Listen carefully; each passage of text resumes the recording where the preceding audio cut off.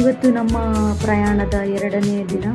ನಾವು ಬಲುಪಾಂಗ್ನಿಂದ ಜಿಯಾ ಬರೋಲಿ ನದಿಯನ್ನು ನೋಡಿಕೊಂಡು ಅಲ್ಲಿಂದ ಹೊರಡ್ತೀವಿ. ಅಲ್ಲಿಂದ 6-7 ಗಂಟೆ ಪ್ರಯಾಣ ದಿರಾಂಗಿಗೆ. ದಾರಿಯಲ್ಲಿ ಪ್ರಕೃತಿಯ ಸೌಂದರ್ಯವನ್ನು ಸವಿದುಕೊಂಡು ಒಂದು ಸೇತುವೆ ಕೂಡ ನಮಗೆ ಸಿಗುತ್ತೆ, ಬಹಳ ಸುಂದರವಾದಂತಹ ಸೇತುವೆ. ಅದನ್ನು ಅಲ್ಲಿ ಕೂಡ ಸ್ವಲ್ಪ ಹೊತ್ತು ಸಮಯವನ್ನು ಕಳ್ಕೊಂಡು ಮುಂದೆ ನಡಿತೀವಿ.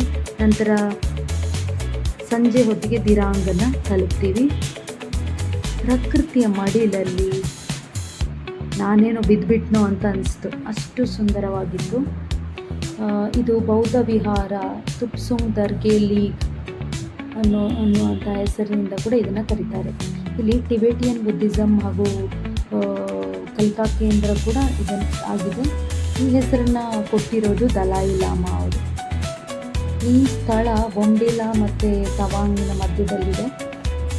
ನೀವು ನೋಡ್ತಾ ಇರ್ಬೋದು ಎಷ್ಟು ಈ ಸೌಂದರ್ಯವನ್ನು ಸವಿತಾ ನಾವು ಮುಂದೆ ಹೋಗ್ತೀವಿ ಒಂದು ಅದ್ಭುತವಾದಂಥ ಸ್ಥಳಕ್ಕೆ. ಅದಕ್ಕೂ ಮೊದಲು ಸ್ವಲ್ಪ ಫನ್ನನ್ನು ಮಾಡಿಕೊಂಡು ಮ್ಯಾಗಿನ ತಿಂದ್ಕೊಂಡು ಮುಂದಿನ ಸ್ಥಳಕ್ಕೆ ಹೋಗ್ತೀವಿ.